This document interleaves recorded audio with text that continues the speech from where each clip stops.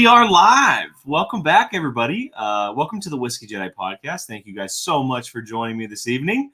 I am the Whiskey Jedi himself, Jake Berlin. Thank you so much for stopping by, hanging out as I talk a bunch of movies and television and streaming, things that I love. Appreciate you guys being here. Hope everyone is doing fantastic out there today. It's been about 2 weeks since I've been on a show. Been crazy busy. On top of Sacramento area being just absolutely blistering hot. It has been ridiculous. It's been chaotic. It's been so hard to just concentrate and kind of live our daily life with the heat that we've been having. It's been in triple digits pretty constantly, pretty steadily, and reaching about 110 most of the time. Right now, it's 7 o'clock at night. It is currently 104 degrees. And it's warm. It is warm. You're going to be seeing me wiping my forehead and whatnot. For those who don't know, I do my shows and my podcasting in my garage. Obviously, no insulation. I have the garage door literally right here, so some heat, gets created off of that bad boy. And because it is so hot, the extra fan we have is in my son's room. So to make sure his room is nice and cool. So thought about doing the show in the house tonight, but Bo is still up and I didn't want to hinder him from doing all kinds of things in the house while he is up. So I'll be surviving in the heat, but hey, it's all good. I'm talking a bunch of fun things tonight. I'm grateful to be doing so. I'm grateful that you guys are here joining me as I ramble on about the things that I love to talk about. Really, really fun show tonight. There's been a lot of stuff happening over the last 2 weeks that I've missed since I haven't done a show. I hope that I get a chance to kind of backtrack at some point and talk about a bunch of things. One of them being the F1 trailer, the Joseph Kosinski film with Brad Pitt that's coming out. I haven't had a chance to talk about the finale of The Boys. I'm not doing that tonight, so I hope at some point I get the chance to do so. And then I won't be talking about The Acolyte as well tonight. I know The Acolyte just finished up. It just wrapped. But the reason why I will not be talking about it is because you can actually hear my thoughts elsewhere. I was fortunate enough to be a guest on the final episode of the Resistant broadcast, their Acolyte show called Acco Night. I did the episode last week with John Hoey and Lacey Gillerin. I was very, very honored to be asked to do that. Had a lot of fun. They're always such a great time to talk to. They have a great community over there. And so if you are interested in my thoughts on the Acolyte and the Acolyte finale, they are over there. I'm sure I'll talk about the show in pieces here and there, if like news comes up or if it gets to season 2 or, obviously the Darth Plagueis stuff. I'm sure I'll touch on stuff then. But as far as my overall thoughts on the show, 8 episodes, the finale, I'm going to let you guys go figure that out over there on the Resistance broadcast. Get them the views and as a thank you for having me on, which is really, really fun. So, but yeah, we're going to be diving into some fun topics tonight. Not a super jam-packed show, but some really heavy hitter topics, that's for sure. Obviously, I got to talk a little bit about House of the Dragon, kind of my weekly update on that. It has been 2 weeks since I've done a show, which means I've seen 2, maybe 3 episodes since I've been on the mic. So there's obviously a lot to break down with that. I'm not going to spend too much time. I'm going to do a lot more kind of breakdown and diving into it once we see the full season 2. Once the finale is aired, I'm more than likely going to do a full-blown spoiler discussion on the show. That's the goal anyway. And then we're going to be talking about Twisters because I want to talk about Twisters more. Gabby and I went and saw Twisters this weekend and had such a good time. One of the most fun movies I've seen in the theater in quite a bit. And so I definitely want to talk about that. And if you haven't seen it or have been questioning see it, hopefully I have reasons that will sway you in the direction of going to see it. And then obviously this week is the big one. Deadpool and Wolverine comes out. So we're going to do a little bit of D&W/MCU discussion, how that film can impact everything regarding the universe, the upcoming movies, just kind of a deep dive because ever since I have done a show, so I'm going on 2 weeks now, there's been a lot of news. There's been a lot of updates. We got a Captain America Brave New World trailer. Obviously, San Diego Comic-Con is this weekend, and Marvel will be there. There's been some Blade updates. There's been an update on the Eternal sequel. There's just a lot regarding the MCU, and so I figured why not take a big chunk of this show and talk about the MCU because it kind of is needed. I haven't talked much of the MCU on this show since I brought it back, and with D&W coming out this weekend, it makes sense for the perfect time. On top of next weekend, obviously, or next week, I'm more than likely going to do a full-blown spoiler discussion on Deadpool and Wolverine. And hopefully I'll have a guest for that one as well, because that'd be a fun discussion to have for sure. But yeah, with that said, actually, before I dive into the topic, for those who are interested and who are here for the whiskey part of the show, and if you've never actually been here, thank you, first of all, for joining. But this show is kind of partnered a little bit with not just movie discussion and TV discussion, but I also talk about whiskey. I taste, I review, I kind of give backstory on a bunch of whiskeys. And tonight I have a newcomer, one that I've been wanting to try for a very, very long time. It's local. It's here in California. And it is called Lost Republic Straight Bourbon. One of the coolest logos I've ever seen for a bourbon. My last name, Berlin, means bear. So we kind of have an obsession with bears in my family. And that's just badass. Plus, it's just totally pure California. Like, super, super cool. But yeah, one I've wanted to try for quite a while. It was at our Nugget grocery store. And I actually bought it 2 weeks ago thinking I was going to do a show. Wasn't able to do a show. And so I've just been waiting to try it. And while I was kind of processing how I wanted to break this down, because I told you guys that once a month I'm going to be breaking down a whiskey on the show, I actually switched gears a little bit. And I've decided to do something a little bit different. I'm not going to be breaking it down on the show itself. I've decided that I'm kind of going to set it up, tease it, taste it, do the whole thing here. But then I'm actually going to do a separate video dedicated to the whiskey because I don't want to shortcut it. I don't want to, not give it its moment, especially if it's great. I want to spend time talking about it, whether it's 5 minutes. I want a full video dedicated to that part of the show because and I know this, there's people who come here and aren't interested in that, and that's fine. It's totally, totally fine. I'm grateful to have you. But those who are interested in me tasting the whiskey and trying the whiskey and trying new things and whatnot, I'm going to try to do separate videos dedicated to those bottles and me tasting them. So you'll see a separate video that is fully dedicated to Lost Republic. I hope to have that out this week. It'll come just a day or a few days after I do the live show, kind of teasing it, setting it up as I taste it for the first time. And then you will see a separate video on the channel. Also gives me a chance to kind of clip it out for TikTok and everything. So, which is really cool. Something I've been kind of trying to find ways to do clip-wise, because I would love to clip everything I do on this show. It's just hard running things back with minimal time and not having a crew behind you to be able to tell you what to clip. So for those who are watching, if you guys are ever interested in helping out, if you want to tell me some timestamps that you think I should clip, don't do it in the live chat. Leave a comment on the video because I'd appreciate it, especially those who are watching things back. If you guys ever think that I should clip something out or if this deserves a clip out, please let me know. I would love that. So much appreciated. But yeah, let's go and jump into it. Let's jump into our first topic of the evening, and that is going to be House of the Dragon. We're going to dive into season 2 as we are through now 6 episodes of House of the Dragon season 2. Bosif is getting ready for bed, and you can definitely hear him. We are now through 6 episodes of this season, and there's been a lot of chatter online regarding this season. It's been very interesting. House of the Dragon is clearly one of the biggest, most well-known shows on the planet. Even for those people who don't watch it, they know it's a Game of Thrones show. They know it's related to that. They know it involves dragons, and it's kind of medieval.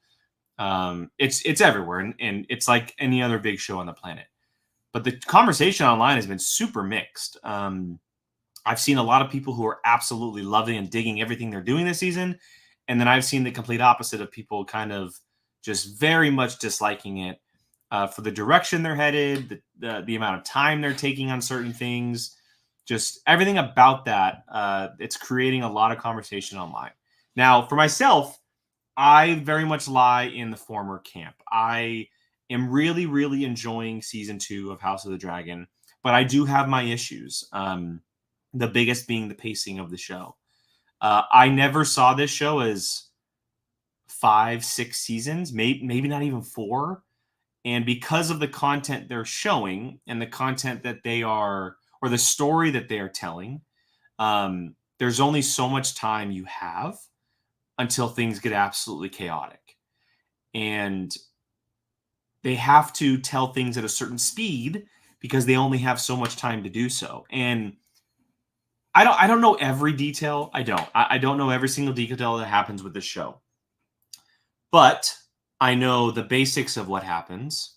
And I think that they're taking their time just a little bit too much.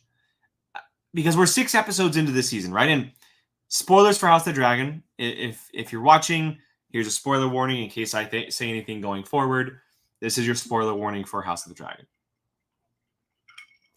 And I gotta remember to upload all these on audio, and for the audio listeners that pop in, because I do have people who pop in on audio. I gotta remember to do this. So for those who are on audio, spoiler warning.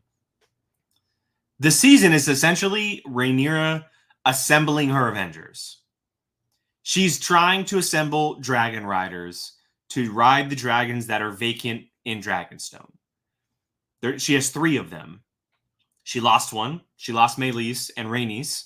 And I have not done a show since that episode. And I just want to say quickly, I did a review up on my TikTok and Instagram. But I think it became official after that episode that Rhaenys was my favorite character from the show. I really, really enjoyed her in season 1. But I loved what they were doing with her in season 2. And so everything that happened kind of hit me hard.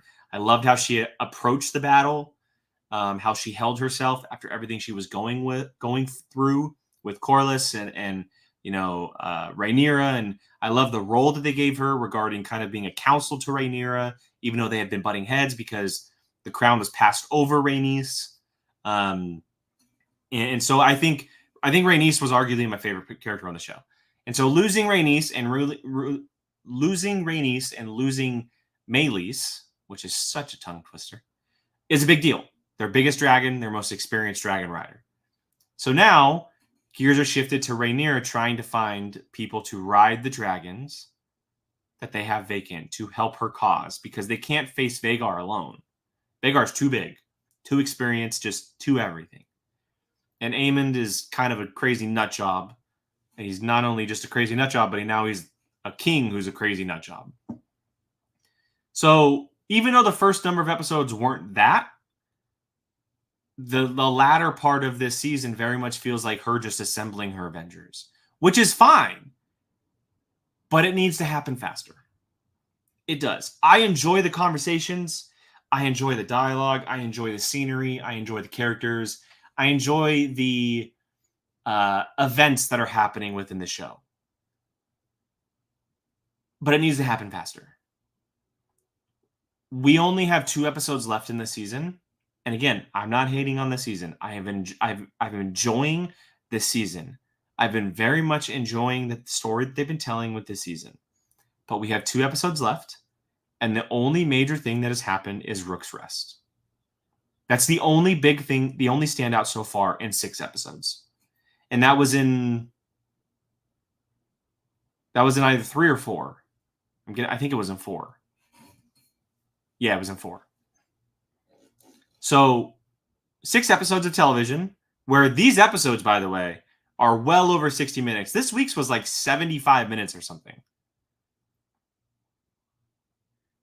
The only thing that has happened so far was a 15-minute sequence at the end of episode 4, Rook's Rest, the Battle of Rook's Rest.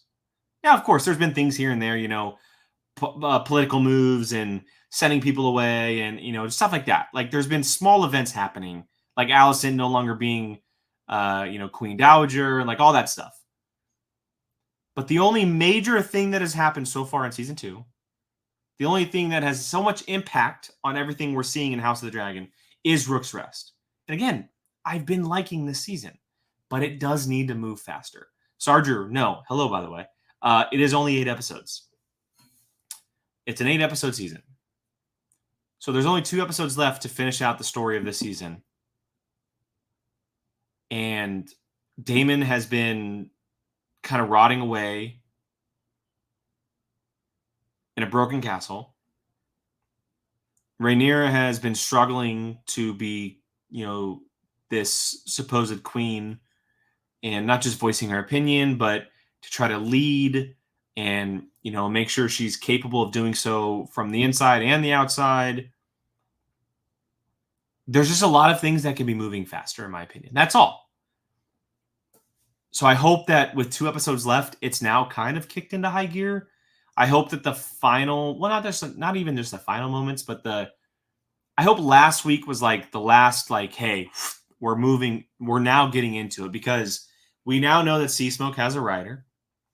Alan is his dragon rider, which is a big deal. I've been told it's a big deal. Obviously fights for Rhaenyra. It's her late husband's dragon. Well, not even late husband's, but ex-husband's dragon. Because as far as we know, he's out there alive. Rhaenyra made a political move to send food to King's Landing, which is a very big deal. It's in last week's episode was called the Small Folk. Small Folk, yeah. And now all the small folk are pretty much fighting for Rhaenyra, which is a big deal. It's a big deal. Aemon is now king. Aegon is recovering from being burned by Aegon. So yeah, like there's been small things that have been happening, but nothing really big, nothing massive. I'm waiting for the ball to drop, right? Like, and again, like maybe I'm being too, I just want too much, but I know the type of story that they're trying to tell and what they have to tell, the characters, the story, like where they have to get to.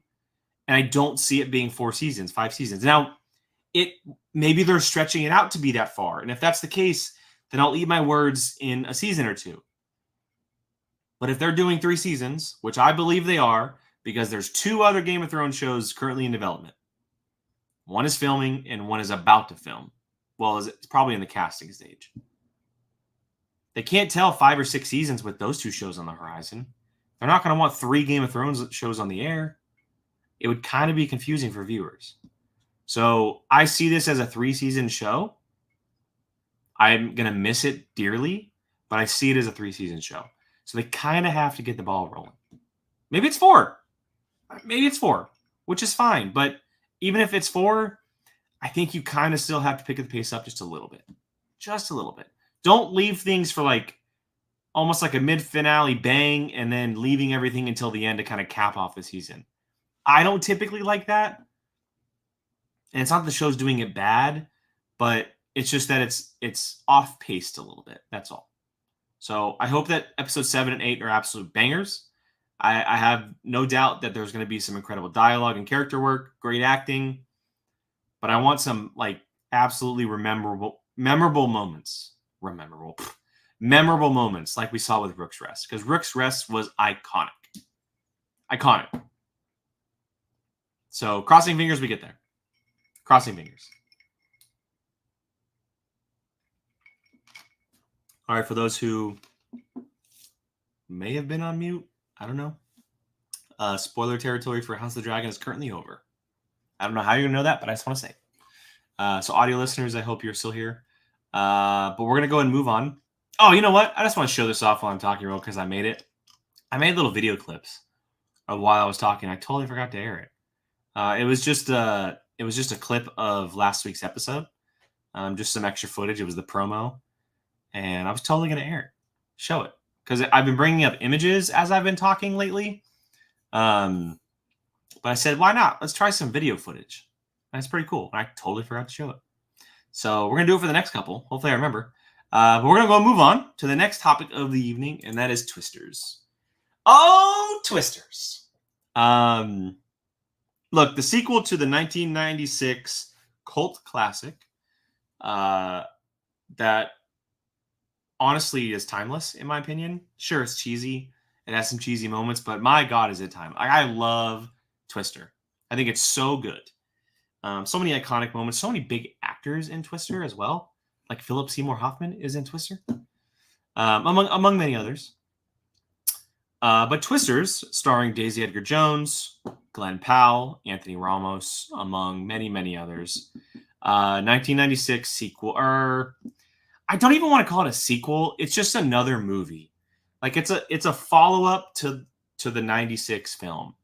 It's another story in this universe, and it obviously has connections because of the events that happened in 1996 affect the moments in this. Like the opening sequence involves Dorothy, which was a massive, massive plot point in the original movie.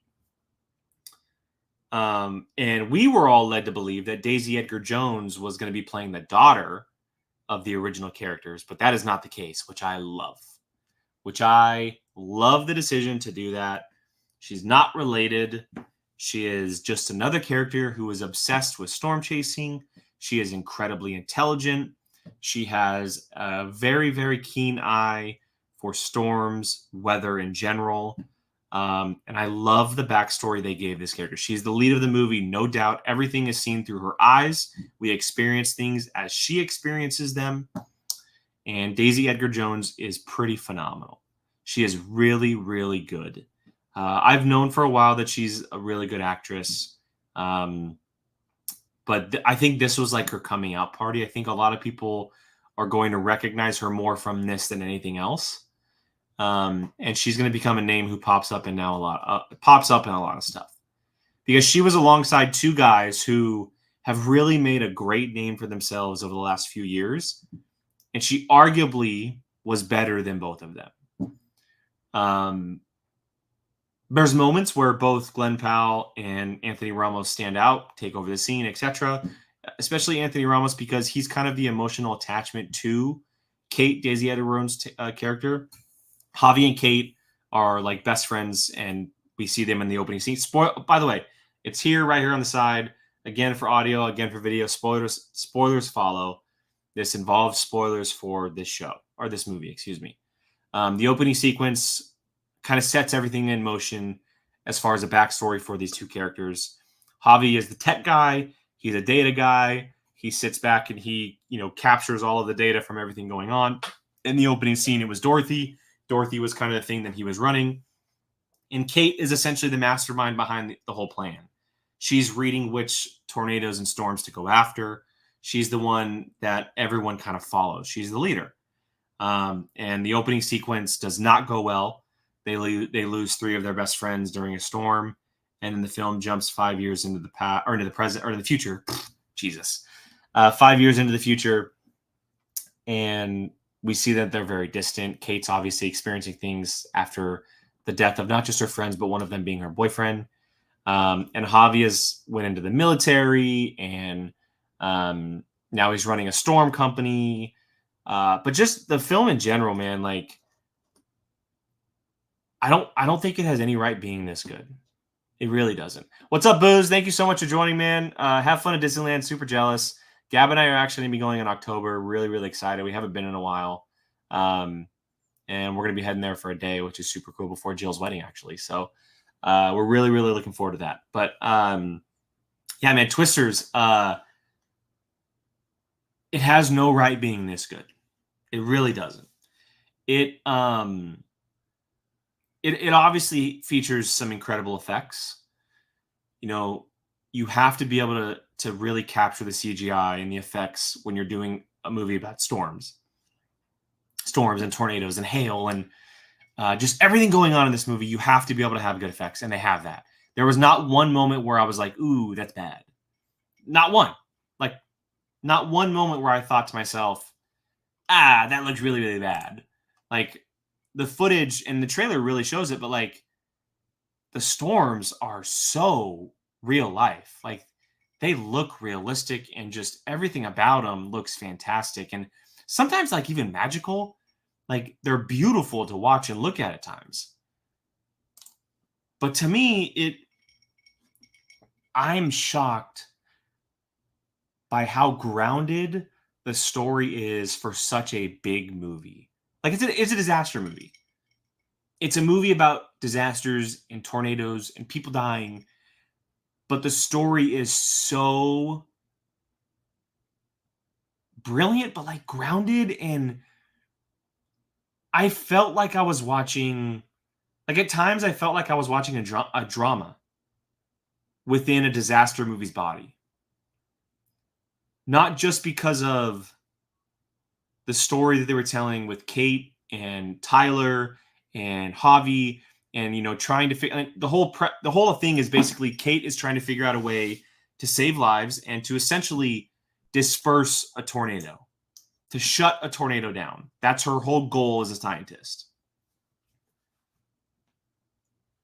But I felt like I was watching a drama because of how the story was set up, and also the character work by Daisy Edgar-Jones, Glenn Powell, and Anthony Ramos. They were incredible. Not just individually, but together, the dynamic between them all, whether it was Kate and Tyler, which is pretty much like the pillar of the movie. The movie will not succeed if Kate and Tyler, which is Daisy Edgar-Jones and Glenn Powell, if they don't work. If there's no chemistry, if the characters don't blend, the movie does not work. But then you throw in Javi, who is Anthony Ramos' character, and as I mentioned earlier, he's kind of the emotional tagline to Kate for us, but he also counters and is kind of opposite of Tyler, Glenn Powell. And the way they played that those relationships was really, really strong. Like really strong. The story they gave Javi about his company and how his company came to be, with his partner Scott, who is played by David Cornsweet, who is the new Superman. So really cool to get to see him a little bit more before we see him as Clark Kent. And Tyler Owens, who I haven't talked about very much about, who is Glenn Powell. I cannot tell you the last time I thought to myself, oh my God, this is the most perfect casting of all time. Glenn Powell was made to play a character like Tyler Owens. Made. Like it was it was shockingly incredible how perfect Glenn Powell fit into the Tyler Owens role. And Tyler is a YouTube star. He's basically a storm-chasing influencer, which is such a great idea.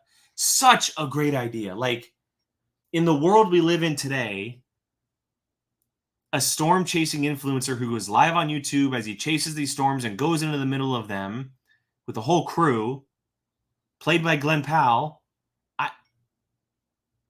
I can't tell you another casting that's as perfect as that. But here's the kicker. He's not just fun and, kind of like rambunctious and over the top. He's really good. Like, the acting is really, really good. In the dramatic moments, he needs to be dramatic. He has incredible timing with comedy and just the dialogue in general. I mentioned earlier, but the chemistry with Daisy Edgar-Jones is beautiful to watch. How their relationship grows throughout the film. Because obviously Kate is first on Javi's side, and then she kind of finds out some information regarding his company, flips over to the Wranglers, the Tornado Wranglers, which I fucking love that name, and the logo, a tornado with bull horns. Like, are you joking me? It does not deserve the right to be this good. It doesn't. And it blows my mind every time I talk about it. It is so good. I had so much fun. And that's something I haven't mentioned so far. Outside of like all the acting and the story and the effects, I had so much fun watching this movie. I don't remember the last time I was in a theater. And, there's obviously an asterisk when it comes to me because I have not been to the theater as much as I previously was once with the birth of my son. Over the last 10 months, I've kind of cut back on going to the theater as much as I used to. So I haven't been able to have as many movie theater experiences as most people. Most people in this space, I should say. But I don't remember the last time I had this much fun watching a movie. And when I say that, everyone's probably thinking, well, you loved Furiosa and you loved Planet of the Apes and you loved Dune and you loved Top Gun Maverick. And you're right, I did. This movie is more fun than those. And that is okay. That is absolutely okay. And it is absolutely the truth. It's the truth. Dune is not really like a fun movie. It's a drama-filled movie that is so like in-depth and just complex to watch at times. It's heavy. But Twisters is a fucking good time. It is fun. It is fun. Andy, hello, by the way. Thank you so much for joining the chat. That is the one that I go back and forth with. is Top Gun Maverick. Top Gun Maverick is a damn fun time. It is. It is a really, really fun time. But there's something about Twisters. I felt like I was a tornado wrangler. I felt like I was in the camper van as they were chasing down storms. Like I felt like I was firing off those rockets. Like I felt like I was part of it. And there were definitely moments like that in Top Gun Maverick, but at times that movie was also very kind of intense. And maybe I have to watch Maverick again to really get an understanding and kind of compare the two. So maybe I'll backtrack and I'll say this. I have not had this much fun at the theater since Top Gun Maverick. I'll say that. Until I watch Maverick and I really decide. I'm telling you, if you have not seen Twisters, if you're not interested, if you've been wondering whether or not you should see it, it is so much fun. It is such a good time. The acting is great. The effects are great. The story is really, really strong, like very shockingly strong. I was surprised at some of the things that were happening. It had a ton of great action. You leave like very satisfied and happy with what you watched. It's a perfect summer movie. It really is. Like it's a perfect summer movie. So if you have not seen it, if you have not seen Twisters, I highly, highly, highly recommend it. I think everyone will enjoy it, and most people did because it absolutely crushed its expectations. I think it was like projected to make like just over 30 million at the opening box office. It made 82 million at the opening box office. That's awesome. That is awesome. Andy, you know what I mean. Your summer is our summer right now, my guy. Go see Twisters. Just think about it. Just think about it. Rachel, hello, Rachel. Thank you so much for joining me. They kept the drama down, and I was pleasantly surprised. Leaving the team? No sweat. Having PTSD? Maybe next time. I like that. Curtis, Longlegs was a very fun movie as well. Yeah, if you define that as fun, if that's your type of fun, go for it, my dude. I want to see Longlegs very bad, though. I do. But yeah, so that is my discussion / recommendation on Twisters. Cannot recommend it enough. I would love to go back to the theater to see it. I told Gabby this about a day or two ago. I want to go back to see it in 40X. I think 40X would be such a damn good time. It is the perfect movie for it, for either 40X or D-Box. And if you don't know what those are the moving seats. Some have, I think 40X is actually where they do water and smoke and everything. Like it's an actual like party. And D-Box is where the seats move like Star Tours. I would love to experience this movie in D-Box or 40X. I think it would be such a damn good time. John, what's up, man? Just got home for Twisters. Let me know your thoughts, my guy. Let me know your thoughts. Dom, what's up, my dude? Thank you so much for joining. Got to shout out Boone. Boone was great. Boone was great as a right-hand man, and he even took the demotion very, very well. He took the demotion very, very well. For those who don't remember or know, Boone is Tyler Owens' right-hand man. He's the camera guy. And then he gets demoted from front chair once Kate joins the team. Yeah, Brandon Pereira was great. He was really, really strong as Boone. Really fun character. Like a true tornado wrangler. He really embodies that spirit very well.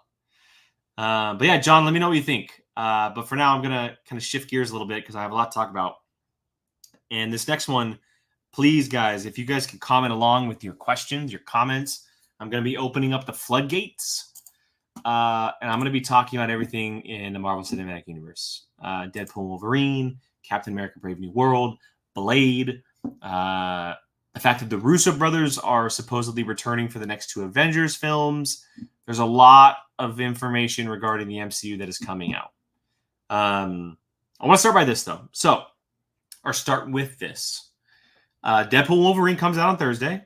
Premiere was last night, so if you're afraid of spoilers, I would highly recommend staying off social media because the social embargo, I believe, is lifted. It's officially live. And you know what kind of assholes are people are assholes online. So, Deadpool Wolverine comes out Thursday. I'm going to see it Thursday night. Very, very excited. Very much looking forward to this film. I've been waiting for a movie like this for a very long time. There's not much I have to say. The trailers have been great. It's Ryan Reynolds. It's Hugh Jackman. It's Sean Levy, who I think is a piece that kind of has been put on the back burner a little bit. Sean Levy is a very, very good filmmaker, and in my opinion, is a perfect choice for this film. I've been staying away from most of the trailers, so I'm kind of fresh a little bit. I saw the first one because I had to. I mean, I had to see what this movie looks like. But since then, I haven't been watching anything. So I think this movie is going to be massive. Massive. And if you guys follow POV, or you did follow POV, we did a bingo card earlier this year at the beginning of the year, and I projected this movie to make $1 billion. And I'm standing by that. I think that this movie is going to make $1 billion. I think it's going to be very successful at the box office. I think it will be the highest grossing R-rated film of all time. And it's going to change the MCU forever, in my opinion. And there's been some quotes about that online, and I'm not going to reveal too much, but Kevin Feige did say last week, I believe, that he kind of does like a scale of how much movies impact the MCU, how much projects impact the MCU. And he said he put Infinity War at 9 and Endgame at 10. He put Deadpool Wolverine at an 8. It's kind of a big number. I would probably say it impacts the MCU as much as something like a Captain America Civil War, which is big. And I wanted to talk about it because I put it right here below me, but it's perfect timing. It is really, really well done timing because we know all the struggles the MCU has been having. We know the online chatter. We know the conversations that have been happening regarding certain projects and characters, whether or not they're getting their own things, or if they're going to appear, if they're even being done, or if things are getting sequels, stuff like that. Excuse me. I think Deadpool Wolverine not only comes at the perfect time, but it's a perfect time to switch things up. It is going to turn this universe into a direction that we were not expecting to see this quickly. And again, this is with me only seeing that first trailer. Like, I'm not going off of anything that I'm really seeing online or footage I'm watching. This is all just speculation and opinion.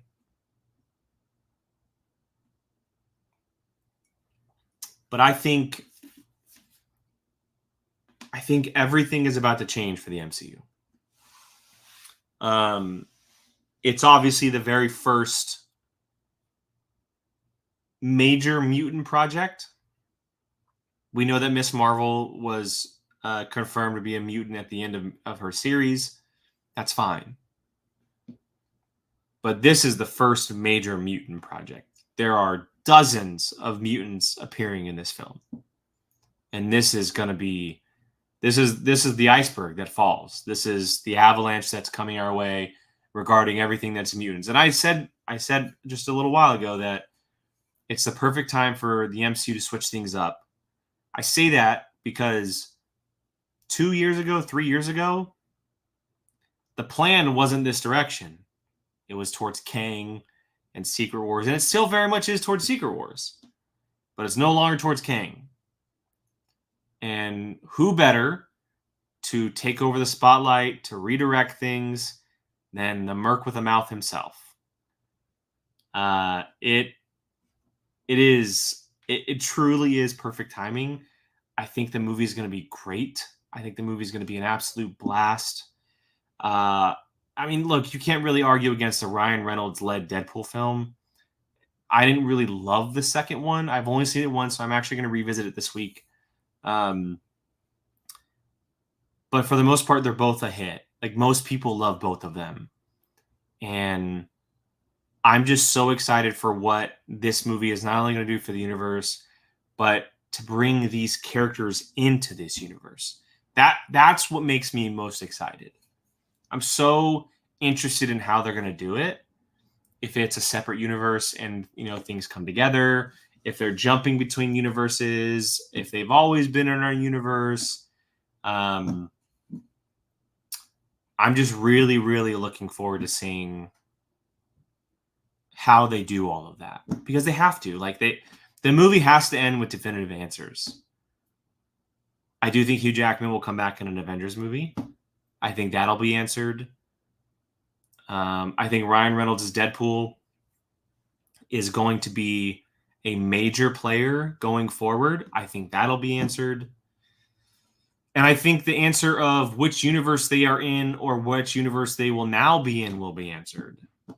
Because whichever universe they finish the movie in will be the universe the X-Men come from and are in. So it has a lot of questions to answer, a lot of things to kind of set in stone for us who have been wondering, but I have no doubt it's going to do it. You combine a filmmaker like Sean Levy and then his partnership with someone like Ryan Reynolds, but then you throw in the equalizer of Kevin Feige, who is obviously all-knowing MCU, but also just all-knowing of interconnecting weaves. And it feels like a match made in heaven. It feels like we're going to be getting exactly what we hope it is. And hopefully it turns this universe into a direction where it once was. And I'm not saying that I haven't enjoyed a lot of things, which I have. I've enjoyed a lot of the things that they have done ever since Endgame. There's been a lot of movies I've liked. There's been a lot of series that I've liked. But obviously they haven't been as big of hits as they once were with the average audience. I think this movie is the one that's going to shift the tide. Because the next movie on the docket is Captain America Brave New World. And I believe that movie is going to be great. I really liked the trailer. I could not hold back not watching it. Everyone knows how big of a Captain America fan I am. Obviously, you can see it in the background here. And so I think that movie is going to be really good. The trailer was very strong. Harrison Ford's my all-time favorite actor. I fully endorse and believe in Anthony Mackie's Cap. And a lot of the additional characters they're having in that, the supporting cast. I think that movie's going to be really strong. And then they have a movie like Blade, which they've been struggling with, but they're clearly figuring things out now. So I hope they're getting back on path. But I think this movie is going to be the one that kind of kicks everything into high gear. Kicks it back into gear, I should say. And I'm really looking forward to it. All right, John Pierce, I'm going to bring up his comment here about Twisters. Get back to it. Twisters was great summer blockbuster that should be seen in theaters to truly experience it. Cast was great, a bit cheesy at times, but doesn't hurt the movie. Yeah, I mean, I said this in my Letterboxd review. It is the perfect blend of 90s blockbuster with modern day effects and a good filled story. It elevates the 90s blockbuster is a good way to put it. So I'm with you. He also comments here, any guesses on surprise cameos? I mean,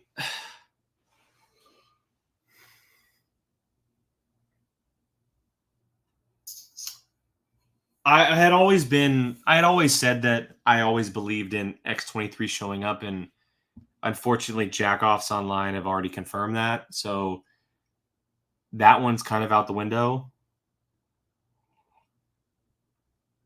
As far as others, and I'll stay within the X-Men world.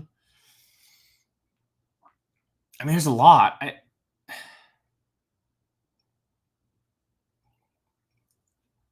I think there's a chance we see Famke Jensen. Yeah, Andy, you're right. Sorry, not Jackoffs, just the trailer. The Jackoffs who edited the trailer, I should say. Why the hell would you show that? So stupid. Famke Jensen because her character's connection to Hugh Jackman.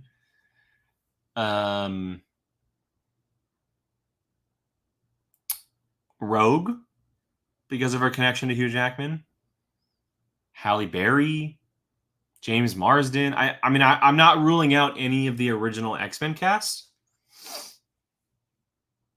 I think there's a random possibility, that we could see John Krasinski again in the Fantastic Four suit as like a pop-up cameo. He and Ryan Reynolds have a relationship, so I think that's possible.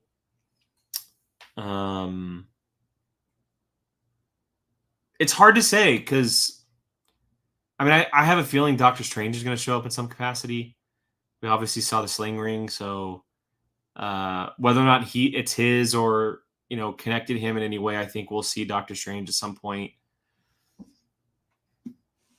And I'm trying to think if we're a post-credit scene of Deadpool where he's kind of being brought into the Marvel Cinematic Universe, which character would be best to put him alongside?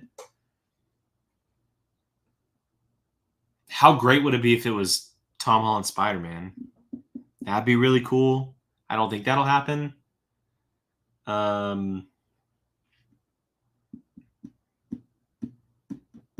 I'm trying to think of characters that right now that would play alongside his Deadpool, that would bring him into the MCU. Sam Wilson's Cap is a great option. There's a lot. It's hard to say surprise cameos. We did the same thing with Doctor Strange, and there wasn't really a lot of Doctor Strange cameos. There was the one scene with the Illuminati, but that was really it. We could see the Illuminati again, because we know that he's dealing with universes and whatnot. And what if he enters that universe? That's possible. There's a lot of options. I'm not really going in trying to theorize. I've kind of stepped back from that a little bit because I don't want to hinder my expectations. I just think that it's going to be filled with a good amount, and I think that it's going to be a lot of fun. One I don't know if it'll be a cameo, but one cameo / casting that I've recently gotten behind, the age-old question of who's playing Lady Deadpool, right? And there's kind of a few options that have been floating around for quite a while. The biggest being Blake Lively, Ryan's wife, which I fully endorse her playing Lady Deadpool if that's the route they go. It just makes sense.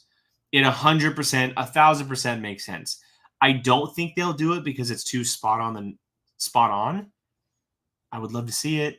I am a huge Blake Lively fan, so to see her in a Deadpool suit would be great. But the casting that I've actually got behind for Lady Deadpool, and it would be a beautiful and pretty incredible cap off to her year, would be Anya Taylor-Joy. I think she fits the Lady Deadpool role very, very well. Furiosa, the cameo she had in Dune Part 2. We obviously know her track record. She once had a role in the Fox universe in New Mutants, and it didn't obviously go well as Magic, although she fits the Magic role very, very well. She'll never play that role again.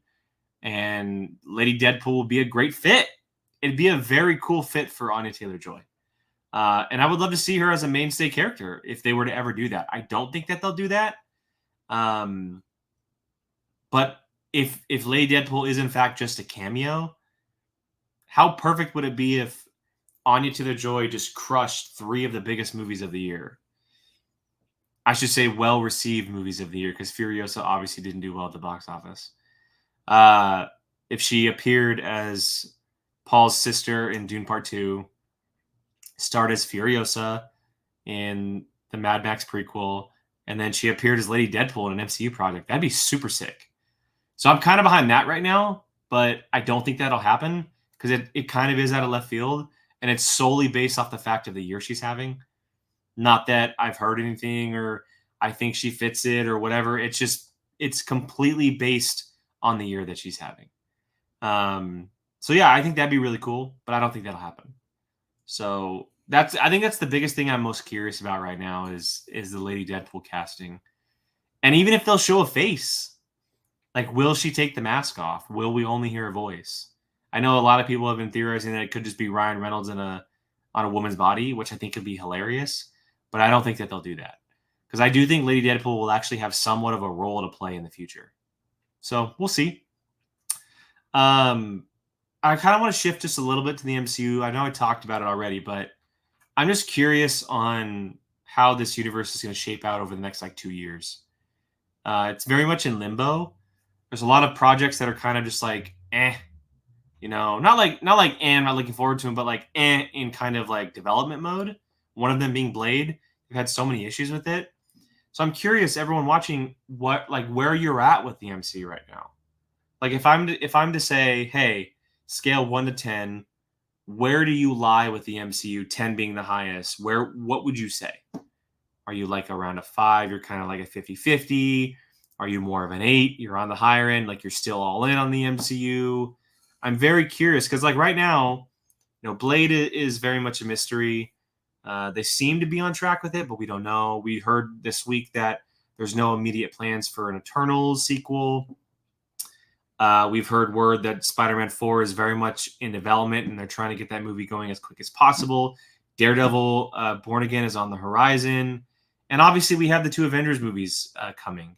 And we know that the Russo brothers are coming back for those, which is a big deal. I know I put a video out last week when the news was announced. I know a lot of people probably don't want to see it because it's kind of the same old, but they're 4 for 4 in the universe. And not just 4 for 4, but arguably 4 of the top 10 MCU films. The Winter Soldier, Civil War, Infinity War, and Endgame. I don't want to burst your bubble, but why wouldn't you want to go back to that well? They clearly know what they're doing.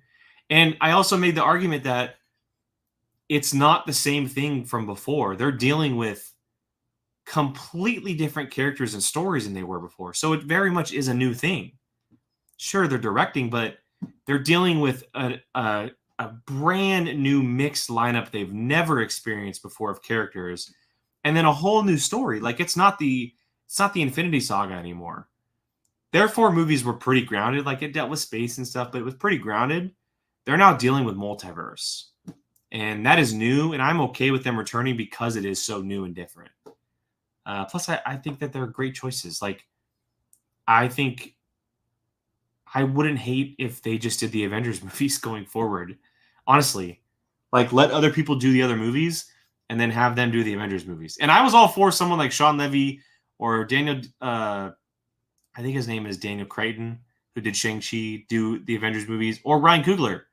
I was all for any of them doing the Avengers movies.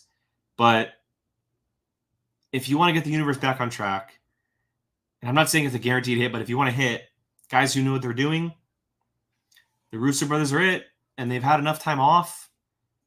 They've been doing a couple of their own things. They haven't been working as well. Why not? Why not? It'd be close to 10 years, almost 10 years, when those Avengers movies come out since they've done Infinity War and Endgame.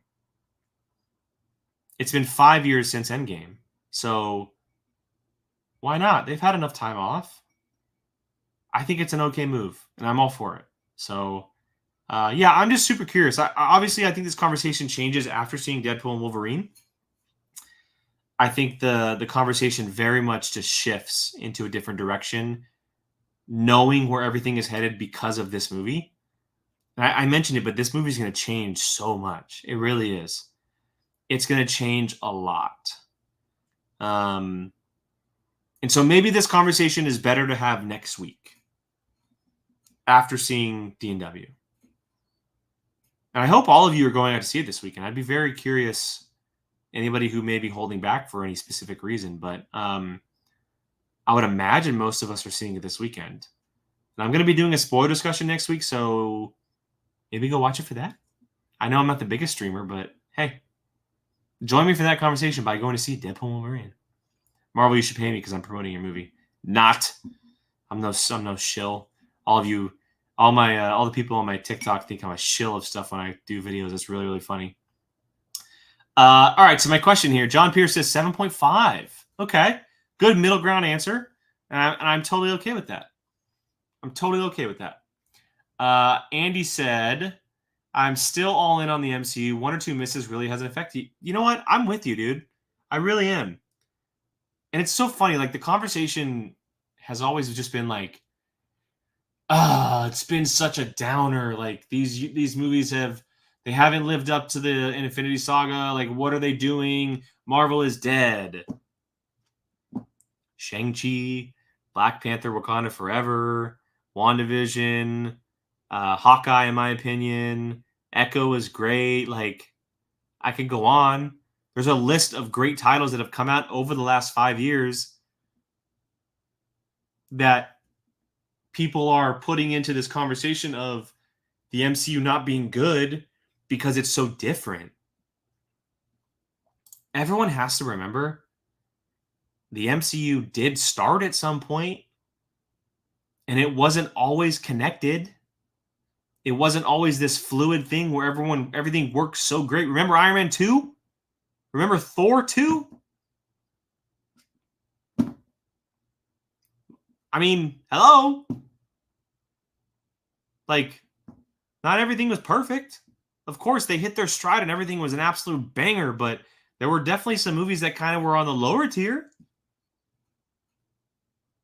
Just because it's different doesn't mean it's bad. And we also have to give Marvel a little bit of credit here. They were basically hitting restart on a story, and they need time to tell it. It's not going to happen in a year. It's going to happen in 4 or 5. Iron Man came out in 2008. When did Avengers come out? 2012. There's so many like sissies online who are complaining about it. It's stupid. It's so dumb. It's part of the reason why I can't handle freaking social media anymore. I'm with you, Andy. I'm 100% with you, man. I'm all in on the MCU. I love it. Give me all the content.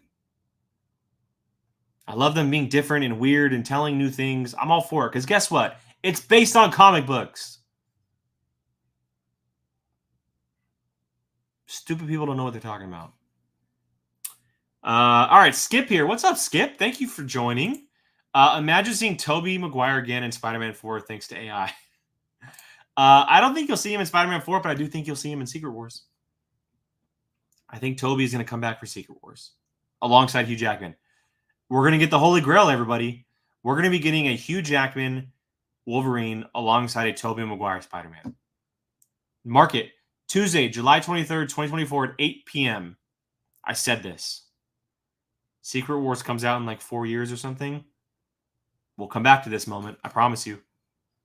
Hugh Jackman and Tobey Maguire will stand next to each other in their comic book suits. And it'll be epic. And you're right, Sarju. Falcon and Winter Soldier was great. I am with you. I don't know what people are talking about. I hate the negativity around it. It's people who are coming off so entitled that they think they deserve the world, that they deserve these movies to be perfect every time. That's not going to happen. It's not. There's been duds, and that's okay. But you can't tell me Shang-Chi isn't a great MCU movie. Curtis, comment with the timestamp.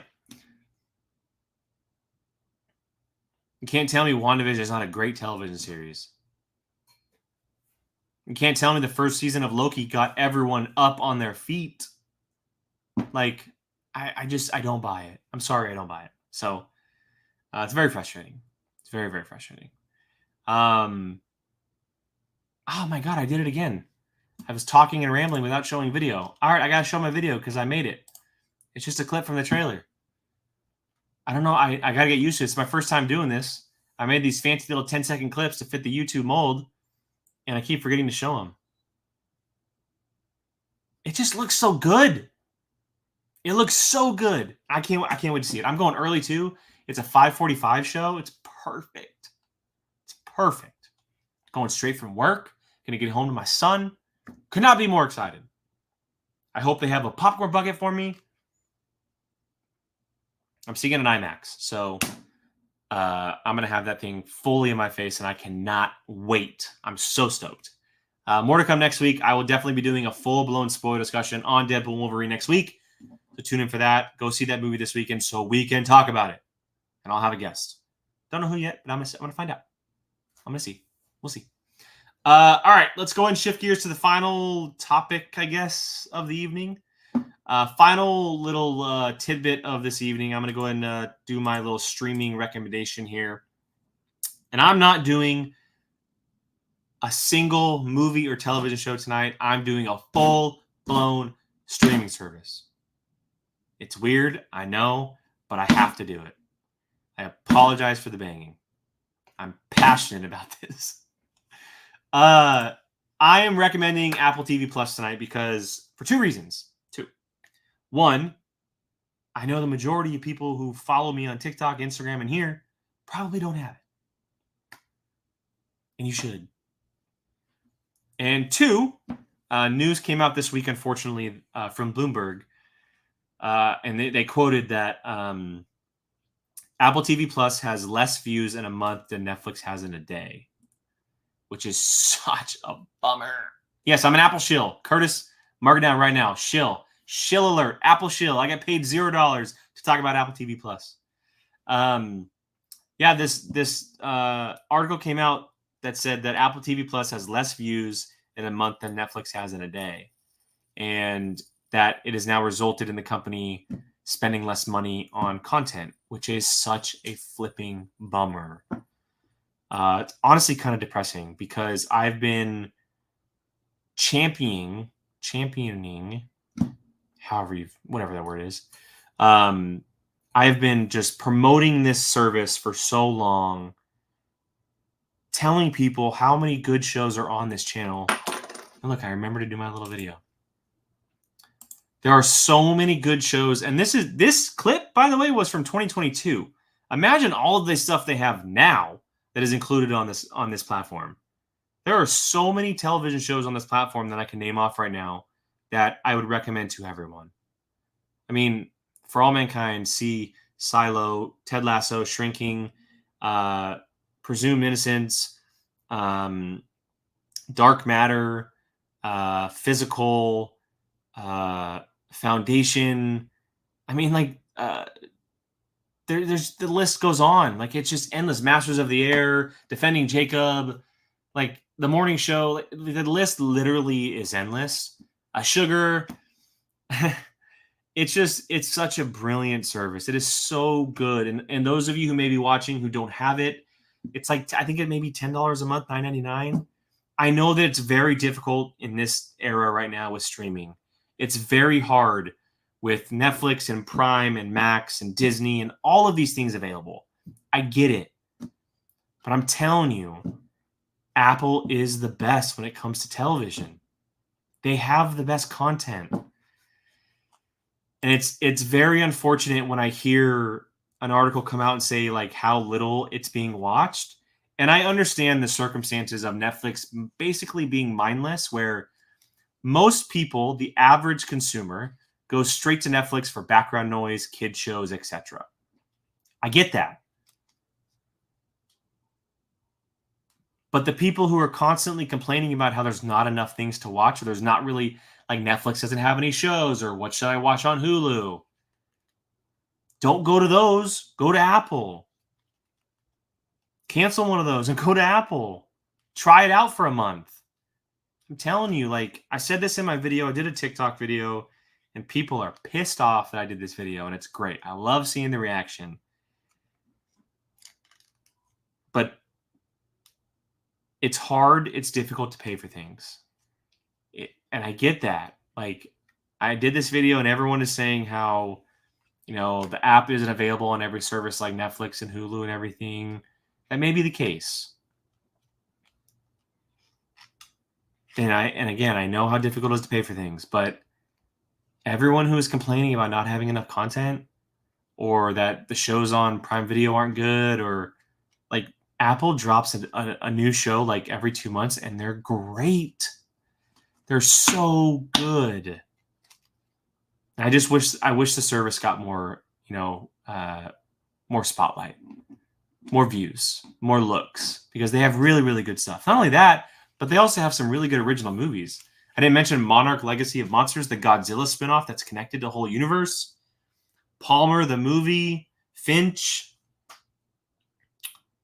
Manhunt is a true story-based show about John Wilkes Booth. Like, I mean, you want me to sit here all night? I'll name them all. I mean, maybe I'll look through a list, but I'll name them all. So yeah, I wanted to recommend Apple TV Plus. If you've never given it a chance, maybe this is your time to do so. They usually do free trials and stuff like this, so maybe give it a shot. They have every type of show as well. That's something I didn't mention. They have fantasy, sci-fi, drama, comedy, family, action. They have it all. True story-based, like Masters of the Air and Manhunt. I mean, they have a lot of stuff. And I wish it got more recognition. And I wish it got more views from the average consumer. And maybe me shouting it from the rooftops will eventually get there. It's just a bummer that the service now has to kind of decrease on what they're doing because nobody's watching. Whereas people like us are watching and enjoying everything. It's just not enough people. It's unfortunate. It really is. That's why I'm crossing my fingers that Apple one day swallows Warner Brothers and everything becomes Apple Plus. Because then people would watch it. If House of the Dragon and The Last of Us was an Apple, you'd subscribe today. I'm telling you. Go subscribe for all mankind. Go subscribe for Ted Lasso. Go subscribe for Presumed Innocence. Dark Matter, one of the trippiest multiverse sci-fi shows ever. It is awesome. Like I'm telling you, there's so much. So, Andy, I know you would. I don't believe you. So yes, that is my weekly recommendation is Apple TV Plus. It is $10 a month. I understand that it's hard. I get it. Money is not the same as it once used to be. But if you are at all curious, they usually do a free trial. I believe Apple does a free trial. And so why not take a chance? The library is pretty incredible. They usually have like a top 10 on like a top 10 show list that's currently running. But you can also look it up online. Just if you Google like best series on Apple TV Plus, there usually is like a bunch of rankings, and just go through them and find out what the shows are about. Sci-fi, fantasy, drama, action, like they have it all. They really, really do. So I'd recommend going to check out some lists and whatnot before you dive into it. That way you know what you want to watch. But I said this in my video, which, again, people are coming after me for, and I love it. Just getting a reaction out of people. I said that Apple TV Plus has at least one show on its platform for every single person on this planet. And I 100% stand by that. I 100% stand by that. There is literally something for everyone. And that's why I enjoy it so much. So Apple TV Plus is this week's recommendation. Derpy Entertainment, what's up? Thank you so much for joining. Yes, you did miss it.